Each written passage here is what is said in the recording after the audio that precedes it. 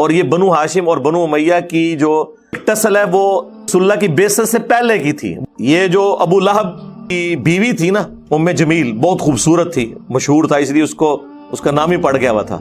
یہ رسول اللہ کے والد عبداللہ کے ساتھ شادی کرنا چاہتی تھی، لیکن اللہ کو تو کچھ اور ہی منظور تھا. اس لیے جب نبی علیہ السلام پیدا ہوئے، یہ خود تھی اس وقت بانجھ، تو یہ رسول اللہ سے بچپن سے ہی حسد کرتی تھی، ایک ان کے والد کی وجہ سے، پلس رسول اللہ کی والدہ سیدہ آمنہ سلام اللہ علیہا ان کے ساتھ بھی بغض رکھتی تھی.